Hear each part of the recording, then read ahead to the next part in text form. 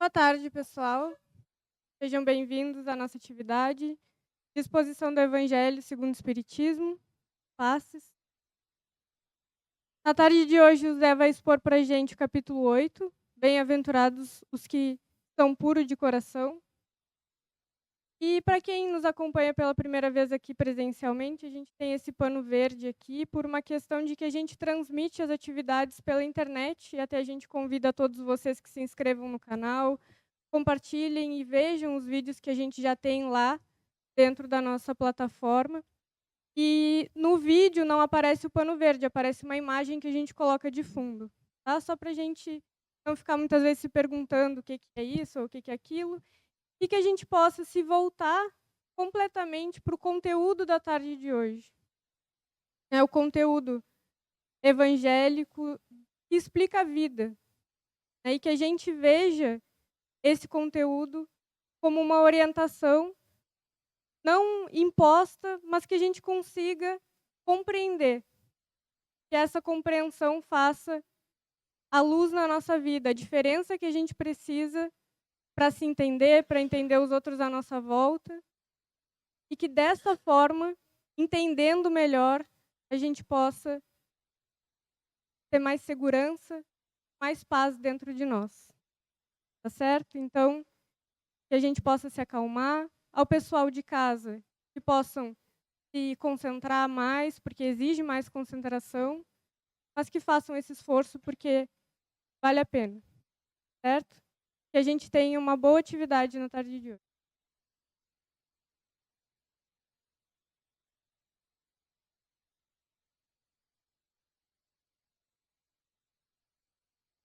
Boa tarde a todos vocês que se encontram aqui, né? Sejam na carne ou fora dela. Boa tarde ao pessoal de casa que nos acompanha regularmente. Nós estamos dentro de uma sequência de entendimento do Sermão da Montanha, né? O que ele representa e o que está contido dentro dele. Na semana passada, nós vimos a parte que fala sobre humildade. Normalmente, quando a gente fala de humildade, a gente fala de forma, de aparência. E a humildade em si representa um estado psíquico, emocional, espiritual, que representa a independência do ser que a desenvolve dos conceitos do mundo. Nós temos um mundo estruturado em cima de uma sociedade extremamente insegura. Os processos de conflito que existem no mundo entre pessoas e entre sociedades, que são reuniões de pessoas, são derivados das inseguranças internas dos indivíduos que tentam impor os seus pontos de vista, gerando os conflitos de todas as ordens que nós conhecemos. A necessidade de imposição de um ponto de vista é derivado da inconsistência da certeza daquele ponto de vista. Isso acontece a nível coletivo porque acontece fundamentalmente a nível individual. Internamente, nós temos grandes dificuldades de consolidar ideias e situações. Porque nós não temos desenvolvimento nessa direção, nós não somos criaturas muito reflexivas, nem muito ponderadas. Nós vivemos uma sociedade passional, não racional. Normalmente nós não pensamos muito. Nós somos impulsionados pelos modelos sociais vigentes que ditam padrões de felicidade. E nós acreditamos neles porque, fundamentalmente, esse consumismo que os sustenta aponta que o padrão do destaque, do conceito alheio sobre nós mesmos e que nós seguimos cegamente, é efetivamente aquilo que determina a felicidade para nós. E o que o fato concreto da vida nos comprova? Se fosse assim, o mundo seria feliz. As pessoas seriam felizes. Mas o que nós vemos na prática? Que elas não são. O consumismo é um indicativo de insatisfação. A gente consome muito porque nada nos basta. A gente consome materialmente coisas para ter destaque, a gente consome emocionalmente o nosso próprio conteúdo interior e o dos demais, num desespero enorme para encontrar respostas às nossas necessidades, que no fundo a gente nem conhece. O humilde é uma criatura, o verdadeiro humilde, não o humilde do formato, aquele que a gente julga, mas o verdadeiro humilde é alguém que marcha na direção oposta disso. Então, ser pobre materialmente não quer dizer ser humilde. Entendam bem isso. Isso é fundamental dentro da doutrina espírita. Porque a gente só pode ser pobre, pode ser orgulhoso. Há várias formas de orgulho e de busca de destaque. A pessoa, muitas vezes, que não consegue um destaque orgânico dentro dos perfis de beleza, de plenitude, olha as indústrias das academias vigentes na atualidade. Como tem, né? Será que tudo isso é por causa de saúde, realmente? Ou será que a gente está mais preocupado com o padrão da forma que é pré-estabelecida como modelo de sucesso? Então, se a gente começar a analisar o comportamento social, as várias coisas que compõem, esses padrões feitos pela sociedade, nós vamos ver que a gente vive numa busca incessante de coisas que são efêmeras, porque elas não são duráveis. E a gente continua vendo essas coisas no pós-morte. A sociedade imediata, aquela que está aqui na volta, em contato conosco, os espíritos que estão presentes, a sua maioria aqui hoje, ainda vivem dentro desses padrões. Eles ainda constroem uma sociedade de relações entre eles de competição, de domínio, de força, de poder, que representa, no fundo, e a gente que lida com a atividade mediúnica, e vê eles aqui atuando incessantemente dentro das situações, num desespero enorme de impedir que o mundo mude os seus padrões. Porque eles dependem de tudo isso. Eles dependem dessa estrutura psíquica, emocional, vigente do planeta, para se sentirem dominadores e, consequentemente, seguros. Se a gente pensar, eu estava falando de consumismo, e se a gente pensar no nosso dia a dia e aprender a olhar para o próprio interior de verdade sem mentiras, a gente vai se dar conta que essas coisas existem em nós. Como nós vivemos em função da opinião alheia, como nós julgamos as reações e os humores das demais pessoas e como isso nos afeta. Como os mecanismos de relação social midiáticos que unem multidões através da internet são testemunhos vivos de tudo isso. E notem que os ensinamentos que Jesus pregava eram em função do psiquismo profundo, e não do psiquismo transitório que nós vivemos. Então, quando nós vemos uma criatura que não segue esses padrões, e que é o verdadeiro humilde, o nosso modelo aqui estrutural é o Chico Xavier, né? Que era uma pessoa para padrões humanos feio, tinha padrão cultural escolar baixo, tá? Não tinha recursos econômicos, era pobre. E ele, apesar de ser uma criatura doente fisicamente, teve uma série de doenças, passou a vida inteira em dificuldade. Na infância, perdeu não uma mãe, mas duas.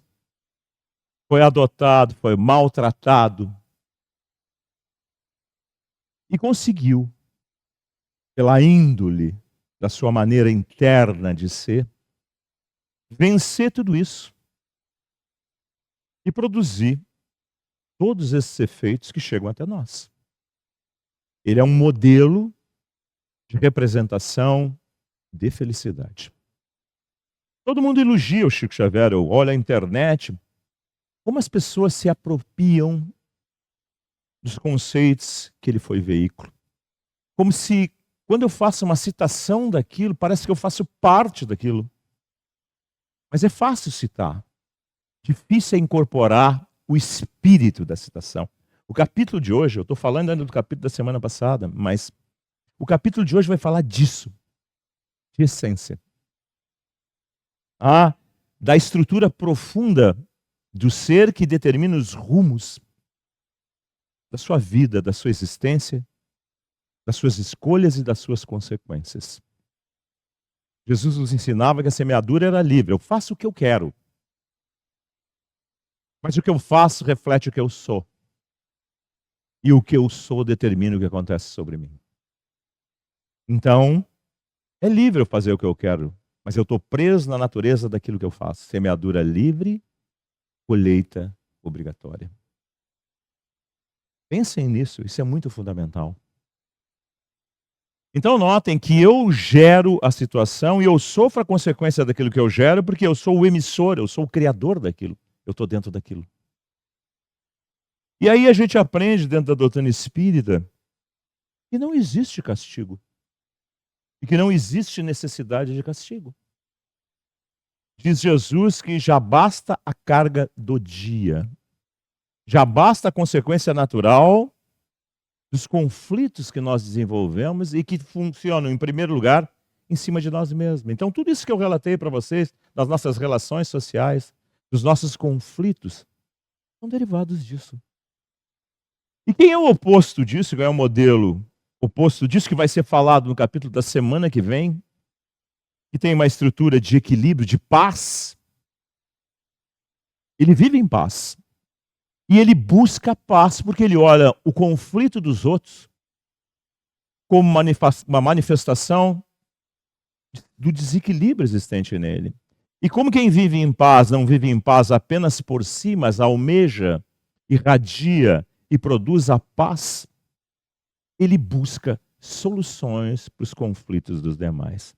A obra do Chico Xavier, de quase 500 livros, tem por finalidade produzir isso. Os livros espíritas, começando lá pela estrutura fundamental da doutrina, que começa com a figura do Allan Kardec, todos eles, sem exceção, buscam trazer compreensão e, consequentemente, transformação. Em benefício de quem? De quem produz isso. Porque, afinal de contas, isso vai funcionar, se desenvolver, existir dentro de quem assimila, de quem passa a ser isto. Nós fazemos uma exposição doutrinária para vocês com que intenção? Transformar vocês em espíritas? Buscar adeptos? Não. Porque a gente ensina aqui dentro do Centro Espírita, para quem está aqui dentro, todos os dias, que estar aqui por estar aqui não basta. Não resolve coisa nenhuma. Se fundamentalmente a gente não aproveitar a oportunidade, ter uma outra dimensão da vida, começando por nós mesmos. Então, o primeiro papel desenvolvido que a doutrina nos ensina é: olha para ti. Tem uma noção de quem tu é. Não te desculpa. Não mente para ti. Olha a tua essência, porque lá está a causa de tudo. Se tu negares, fugires, tu mantém o problema. Tu pode criar ilusões. E se não é verdade, se tu tem conflito, tu diz que tu não tem. Na verdade, tu tem. E toda ilusão é efêmera, porque ela acaba. E ela acaba com um processo que é de natureza contrária, que é a desilusão. E todos vocês sabem que a desilusão dói. Mas tem que doer mesmo, porque a forma de alerta, de despertamento, tem que chamar a atenção. Tem que gerar conscientização. Tem que despertar a consciência do ser, da sua necessidade. E na medida que a gente vai fazendo essas coisas, vamos nos tornando equilibrados, e a sociedade vai se estabelecendo em cima de criaturas equilibradas e harmônicas, o resultado coletivo disso é uma sociedade muito melhor. Ela é mais justa, mais equilibrada, mais ponderada, engana menos, se auto-engana muito menos. E isso é fruto de quê? Da definição do capítulo de hoje, no qual Jesus fala da pureza do coração. Mas o que é pureza do coração? O que é um coração que é puro? O que representa o coração? O coração representa a cerne emocional do espírito, a essência do espírito. Quando Jesus falava, o que sai pela boca vem do coração, ele não está falando do músculo, isso todos vocês sabem. Ele está falando da essência emocional. Então, o que não é contaminado pelos conflitos do mundo, que são os conflitos de nós próprios, é puro. A figura da criança colocada aqui como símbolo, a criança na primeira infância, que ainda está se adaptando às circunstâncias da reencarnação. E aí a gente pergunta muitas vezes na reencarnação, por que existe esquecimento do passado? Por que eu não me lembro das vidas que eu vivi? Justamente por causa disso. Para eu ter uma chance de um novo recomeço. Ó. Mas vocês notem que a partir da segunda infância, a psicologia mostra isso de forma muito bem clara, esses pendores, esses impulsos da nossa personalidade profunda começam a vir à tona. E começam a estabelecer os diferenciais internos, naturais das criaturas, que a educação atual, através da família, ainda muito contaminada por esses modelos sociais distorcidos, mal ensina e não corrige aquilo que deveria ser corrigido. Por isso que nós temos uma sociedade doente, enferma e sofredora, que se reflete socialmente por tudo que vocês veem. Guerras, conflitos, alcoolismo, drogadização, que são processos utilizados pelas criaturas para amainar os seus próprios conflitos que não conseguem ser enfrentados. Há outros tipos de drogas sociais aceitas? Há. Consumismo alimentar em extremo, para a gente ter uma satisfação que está comendo alguma coisa boa, gerando as obesidades mórbidas, os desequilíbrios metabólicos com consequências cardíacas, digestivas. Tudo isso tem a ver com o fulcro emocional das criaturas? Claro que tem.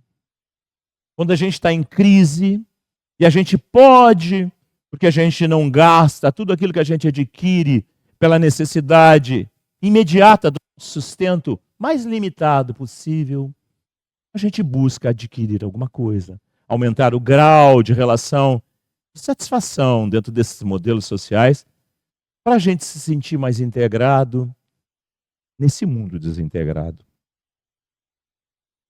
em que, na realidade, as criaturas se autoconsomem, se devoram internamente e coletivamente. Então, o modelo do Evangelho é um modelo reflexivo, não piegas, porque a gente joga aqui humilde a piegas. Mas vocês pensem, pelo número de pessoas que existem no planeta e que reflete o que é mais difícil, se nós temos mais humildes, na verdadeira acepção da palavra, ou mais criaturas deslumbradas. A gente sabe, por uma lei natural, que aquilo que é mais difícil é mais raro. É menos comum. Então pensem, quantos Chico Xavier vocês conhecem dentro do movimento espírita?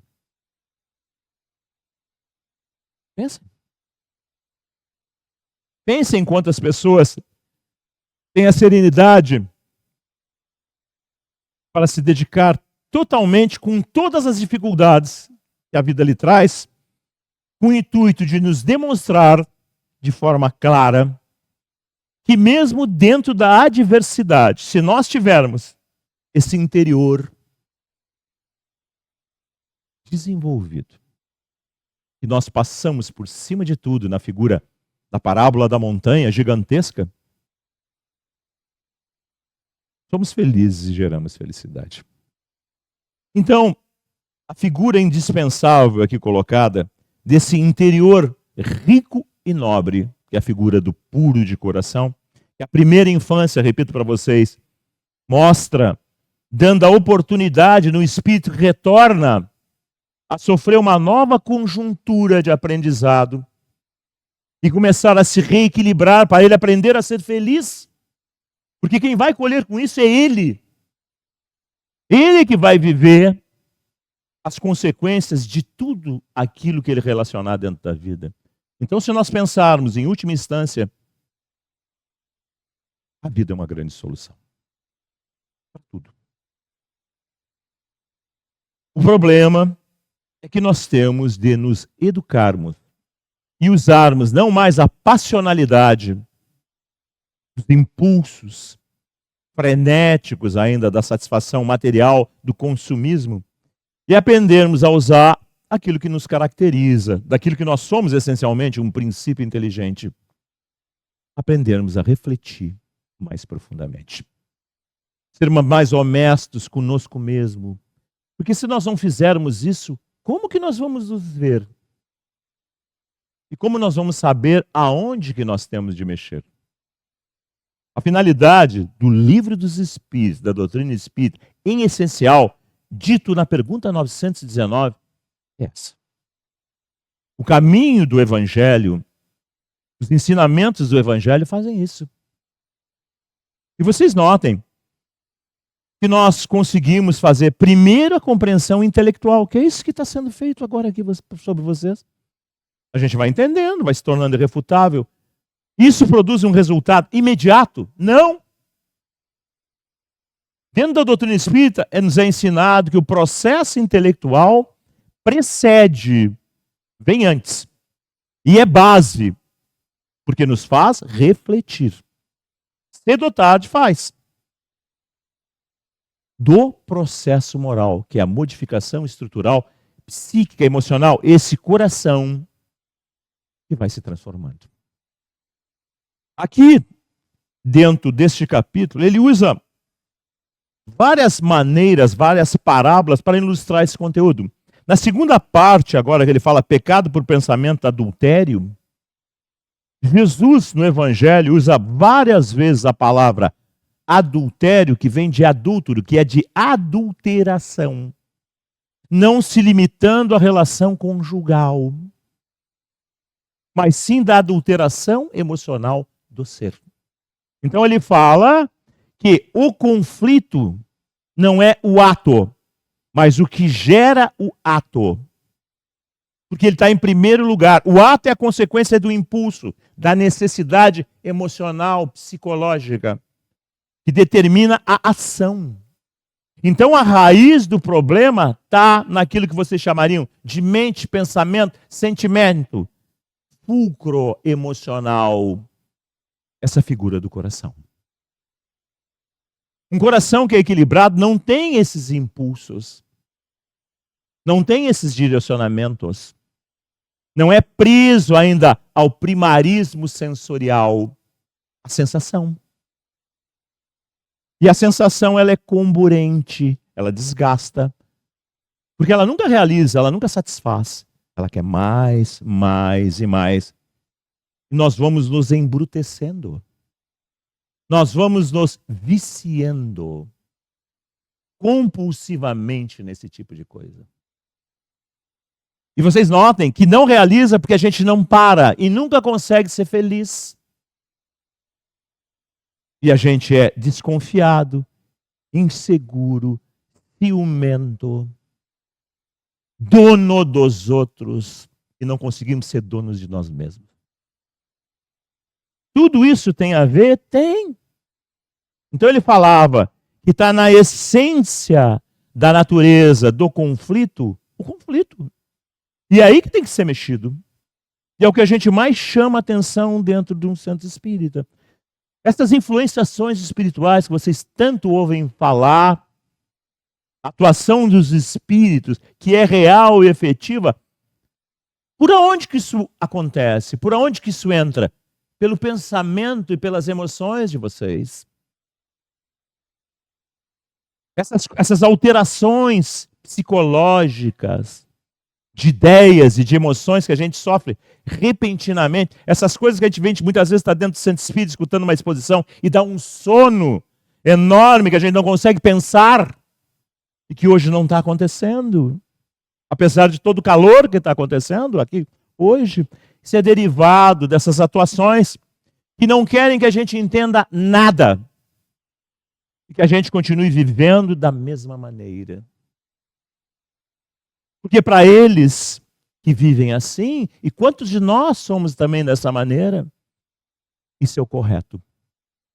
E eles não suportam o processo crítico, que é alguém viver e ser e comprovar de forma notória, pela sua maneira de ser, que isso é real, isso funciona, isso traz felicidade. Por que vocês acham que Jesus foi morto? Porque ele contrariava a tutela religiosa que controlava a sociedade hebraica. Ele desmanchava a exploração farisaica. E o domínio romano, que era político, que não queria manter o controle, não queria entrar nas querelas que eles chamavam de ordem religiosa local. Por isso que Pilatos lava as mãos. Quantas vezes nós lavamos nossas mãos em relação a situações de confronto que nos cercam, de atitudes que nós deveríamos ter que tomar em relação aos nossos filhos, ou os nossos relacionamentos, ou a nós mesmos. Que nós fugimos e nos acovardamos em nome da nossa não incomodação, do nosso egoísmo brutal. Então é notório que uma pessoa doente, frágil fisicamente, mas um colosso emocional, se torne o maior brasileiro de todos os tempos, vencendo Santos Dumont e tantos outros. Porque ele é um exemplo vivo por tudo que fez, muito mais do que pelos seus livros, que levaram milhões a compreender e viver todas essas coisas, mas o seu exemplo vivo para todos aqueles que tiveram relação direta ou indireta com a sua atuação. Um centro espírita, seus membros deveriam ser isso. Deveriam ser esse evangelho vivo.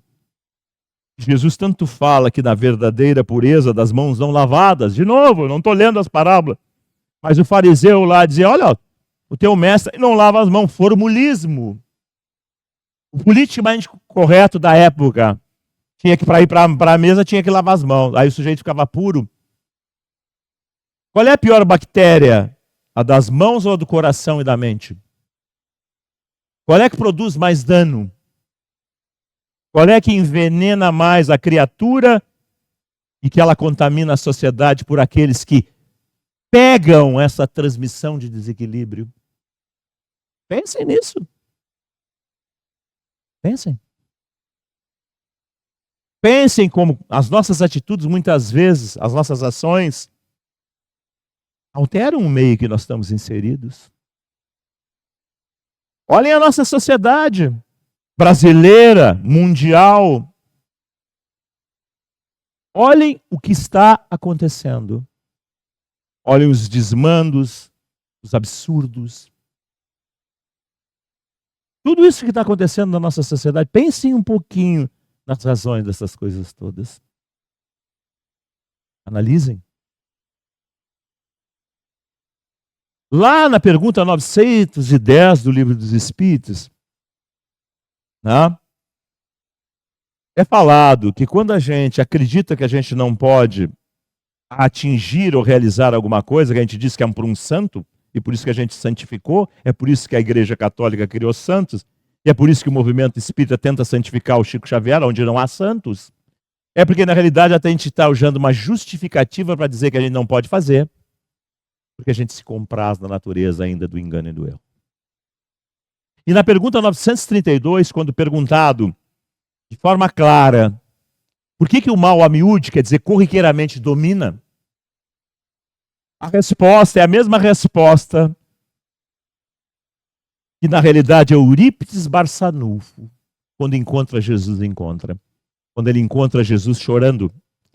E ele, acanhado, pergunta, mestre, por que choras? É por causa dos maus, da desequilíbrio do mundo? Jesus responde para ele, eu choro por aqueles que, podendo fazer alguma coisa, nada fazem. Na pergunta 932 é dito, por que o mal a miúde domina?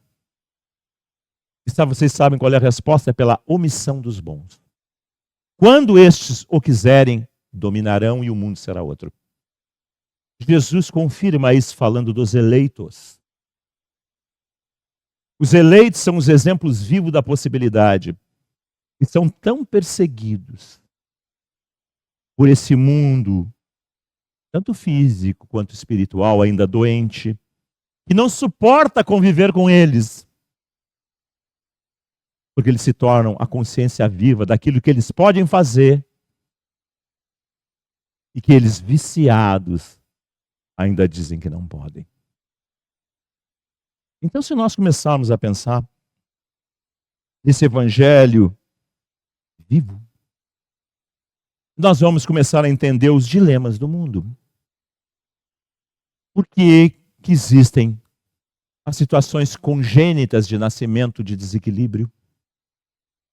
Das purgações desses conflitos que na reencarnação muitas vezes nós colocamos. E como isso está acontecendo agora? Nunca houve tanto tipo de doença exótica como está acontecendo na atualidade da humanidade. O número de síndromes, a palavra define quando alguma coisa não tem uma etiologia, uma definição clássica, e é multifatorial, ela é definida como uma síndrome. Então, dentro dos clássicos da psicologia e da psiquiatria, quando não se enquadra em neurose, esquizofrenia, paranoia, e as síndromes limitadas, já pré-definidas pelo nome de seu autor, simplesmente o diagnóstico é múltiplo. E é o que mais tem acontecido. Há quantidades de nascimento de variados tipos de síndromes. Desde aquelas que se tornaram populares, como déficits de atenção, os transtornos de todas as ordens, os níveis que eles vão alcançando, até as doenças orgânicas derivadas de estados emocionais, como alterações cardíacas, digestivas, e até as mutações que na realidade começam a acontecer nas estruturas dos tecidos, das células que fazem parte lá do tubo digestivo. Está aumentando muito. Derivado dessa compulsividade, do conflito que a gente tenta saciar através da alimentação. Um dos problemas do mundo espiritual, quando da configuração do início das colônias espirituais, foi esse. No início do século, as pessoas que desencarnavam chegavam lá ávidas de alimentação densas. E o diretor espiritual lá, do tão conhecido Nosso Lar, o primeiro grande problema que ele teve a solucionar foi exatamente esse. Então tem relação com o que eu estou falando com vocês? Tem sim. Tem relação direta. E é uma coisa que a gente faz no dia a dia. E Jesus chamava a atenção disso. Dizendo que, na realidade, tudo aquilo que gera conflito, escândalo internamente em ti e, consequentemente, nos demais, tu deve extirpar a fim de que ele não faça mais o desenvolvimento dessa desestruturação dentro de ti mesmo. Ele diz que é preferível, figurativamente, perder um olho ou um braço do que perder o reino dos céus, que é a figura do equilíbrio. Então vocês vão entender por que as criaturas nascem com uma série de limitações. Os conflitos biológicos, de má formação congênita, os conflitos mentais, as limitações de todas as ordens, que também têm aumentado, além das doenças coronarianas e tantas outras, os cânceres, que têm aumentado em escala exponencial do planeta, não tem nada que ver com castigo. Tem a ver com consequência educativa limitadora. A figura aqui é de limitação. E a limitação, como é um vício, e vício é alimentado por hábito, tirando o hábito, reduz a consistência do que mantém o vício. Vocês notem que a nossa própria estrutura de desenvolvimento reflexivo faz que, por exemplo, o que se faz quando alguém é drogado? Se coloca para trabalhar ocupação. Para mudar o hábito, a rotina. E isso deve ser implementado na estrutura profunda do ser. E a reencarnação faz isso através de todas essas dificuldades. Então, em vez disso ser alguma coisa que é limitante no sentido da felicidade, ao contrário, é o construtor da verdadeira felicidade. Mas como é que nós lidamos com isso? Com revolta? Com frustração? Porque a sociedade prega uma coisa, mas faz outra? Pensem. Então, se nós não entendermos o sentido de tudo isso, nós vamos ter motivos de resignação e vamos poder conviver com isso, buscando o patamar ainda dividido de felicidade dentro da adversidade? Vocês que são do sexo feminino que estão aqui, pensem, se vocês tivessem nascido no Oriente Médio, nesse momento vocês teriam que estar de burca, não teriam direito a ter opinião de coisa nenhuma, teriam que simplesmente cozinhar de cabeça baixa, teriam limitações de todos os tipos. Hoje, nesse exato momento, se vocês nascessem na África, como é que vocês estariam? Quantas crianças morrem nesse exato minuto? Pensem. É o mundo que nós vivemos. Deus não olha para isso? Muita gente tem revolta por causa dessas coisas, porque não compreende. Mas se a gente pensar que um nazista, que um colonizador espanhol, que um pedófilo nasce num lugar desse, vivendo o sofrimento inerente da sociedade que ele ajuda a construir, e que vai depender da ação de alguém que vem de fora, que se dedica para suavizar a natureza daquilo que ele está passando, na soma das experiências, no pós-morte, quando ele novamente voltar à pátria espiritual, e ele fizer um processo de assimilação do que ele foi, com o que ele passou, aquilo não modificou a sua estrutura? Ele não vai se tornar uma outra criatura? Então notem que a ótica divina não se baseia num momento, mas numa sequência natural das experiências que nós vamos vivendo. Então, pensando nisso, refletindo sobre isso, apesar de a gente olhar no momento e a gente só enxergando o momento não enxerga o futuro, como se tudo fosse continuar de uma determinada maneira, e a gente ouve quem vem no centro espírita, ouve falar tanto em transição planetária. Transição planetária é isso, é trânsito, é passar de um estado para outro. Quem não acompanhar esse ritmo, porque ainda não tem esse amadurecimento interior, não fica mais aqui. Vai ser um exilado que vai para um novo colégio, uma nova escola, um novo hospital, onde vai se redimensionar. Numa nova África, um novo planeta, onde vai perder este paraíso, porque lá as condições serão inóspitas, serão primitivas, como era o próprio planeta na sua origem, e vai desenvolver a consciência, lembrando do paraíso perdido, a figura colocada dentro dos evangelhos da perda do paraíso por Adão. O evangelho é repleto de figuras? É. Que ilustram realidades? Com certeza. Isso será castigo? Não. Será a educação apropriada. Então pensem. Mas pensem mesmo. Quem ficará na terra? Aqueles que cultuam a paz. aqueles que são abrandados da sua personalidade, que não disputam mais, porque não tem necessidade. Porque não dependem de nada para confirmar aquilo que eles pensam e são. E nós teremos uma sociedade mais harmônica. É o capítulo da semana que vem. Falando que os brandos e os pacíficos é que herdarão a Terra planeta. Então vocês que vieram aqui hoje, pensem nisso tudo. Pensem no que nós falamos aqui. Pensem nas relações das parábolas de Jesus, que a gente já ouviu milhares de vezes ao longo das vidas sucessivas que nós passamos. Entendemos? Não, se nós tivéssemos entendido, nós seríamos outras criaturas. Com certeza.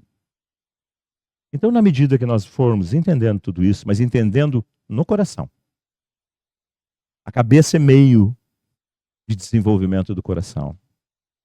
Tanto é que nós somos criaturas ainda passionais. Se o coração se tornar educado, nós nos tornaremos educados. Tanto é que a gente vem para o centro espírita, estuda bastante aqui. Isso, o resultado é imediato? Não, senão vocês veriam só Chico Xavieres dentro do centro espírita. Mas não é uma realidade. Por quê? Por aquilo que eu falei para vocês no início. Primeiro a gente começa a entender. O entendimento vai gerar um conflito, porque eu vou entrar em choque comigo mesmo, eu vou começar a me dar conta que eu não sou. Inicialmente eu vou fazer mais uma vez aquilo que eu sempre faço, eu nego, fujo. Mas tempo é o que nós temos, porque nós somos seres imortais. Mas nós vamos sofrer consequência de tudo que nós estabelecemos dentro de nós, com certeza. Em primeiro lugar, em nós. Então, pensem em vocês de vocês. Quem são vocês? Em verdade. De verdade. Para quem é a resposta? Para vocês. Não é para mim. Não é para os espíritos, não é para ninguém. É de vocês para vocês. Se vocês se enxergarem e corrigirem, vocês serão mais equilibrados, mais harmônicos. Quem é que ganha com isso? O marido, a mulher, o pai, a mãe, o filho? Vocês. Isso é uma herança eterna de vocês para vocês. E como dizia Jesus, vocês nunca mais vão perder isso. É de vocês. Então pensem, para que a gente vem num centro espírita? Para tomar paz. O que o passista e os espíritos de trabalho estão tentando passar para vocês? Isso. Porque isso é definitivo. O passe é um momento. Mas vou tomar paz porque eu estou doente. Mas eu estou doente por quê? Da onde vem esse estado doentio? Por que eu sou mais ou menos imune? Por que eu desenvolvo determinadas coisas e não desenvolvo? Por que Jesus não ficou doente? Por que um homem que era doente, para nos ilustrar que mesmo dentro da doença é possível fazer tudo, teve várias enfermidades, várias limitações, foi o Chico Xavier, fez.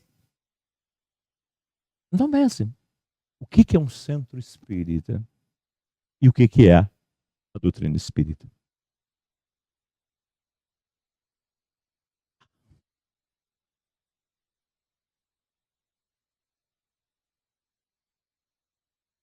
Casa.